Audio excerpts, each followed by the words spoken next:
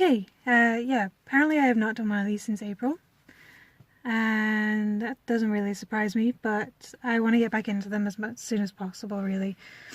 I've gone through a fair amount since then. My job is ending earlier than I thought it would because there's no work for me to do. So I'm currently job hunting, and that's super stressful.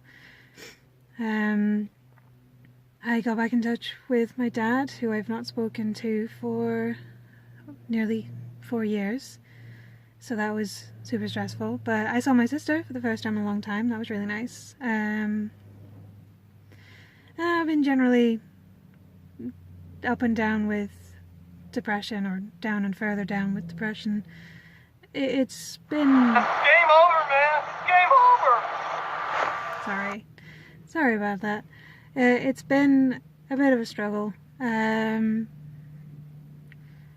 kind of just constant eating away at depression rather than anything like particularly low. It's just that never quite feeling happy feeling. Or, only feeling happy when things are very definitely positive, like only feeling really happy when you're around friends and family, or when you're watching something and then as soon as the happy stimulus goes away you feel nothing again. And that's been quite difficult to deal with, and I did hit there was one day where I hit a very low point, and I can't even remember what the problem was, what made me do that. I think it was actually watching something on Netflix that mentioned suicidal depression, and I don't know, I hit that point. I started thinking about just giving up and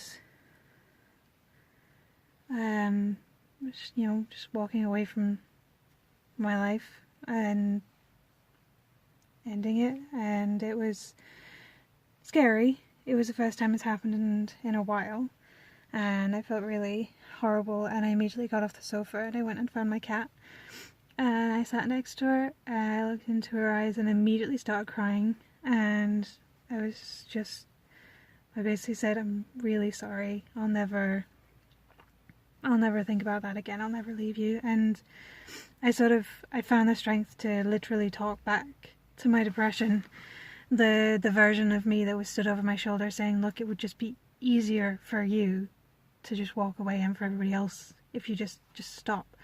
And I was able to fight that back, and I was like, no, it fucking wouldn't. It would be horrible for everybody. Get the fuck out. And that worked somehow. And I'm very, very happy that worked, and I'm going to keep that up. And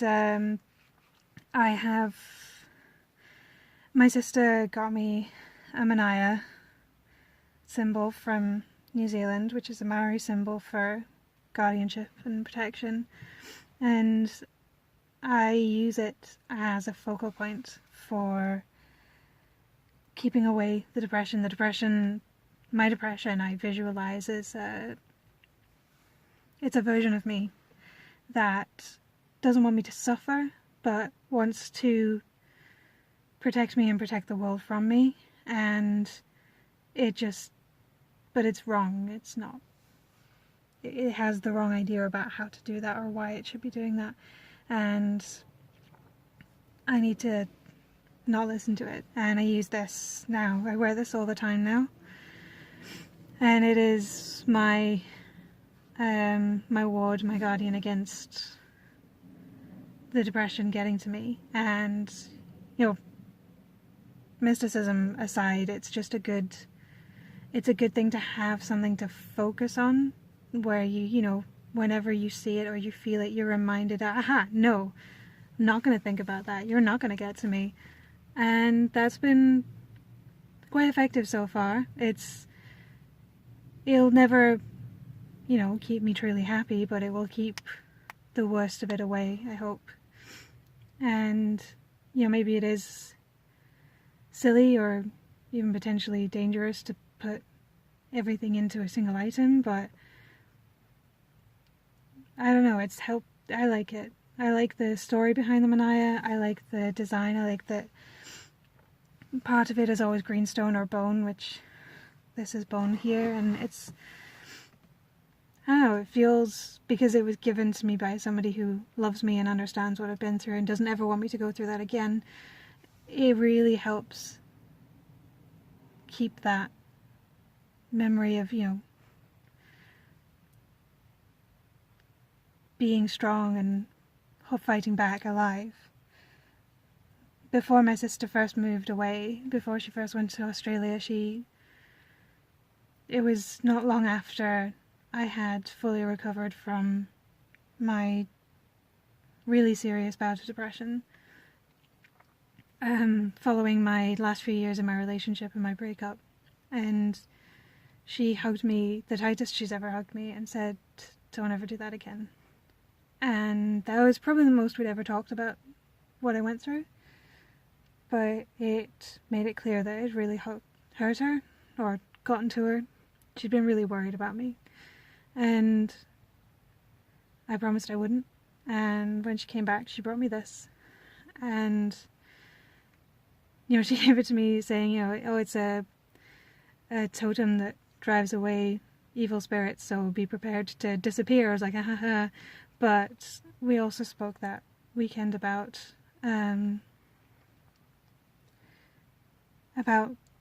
type of depression that I have and the type of anxiety issues that she has, and since then I've kind of attributed this to a guardianship against depression. So I'm going to keep doing that. It's going to be my new tactic for keeping it at bay. And I will keep letting you know how it works, and I hope it does, and even if it's silly and mystic, I'm determined to try it, because any little helps.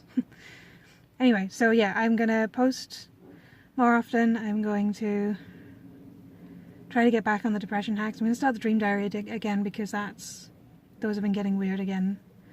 I kind of want to talk my way through them when I wake up in the mornings, rather than just forgetting about them. So yeah, okay.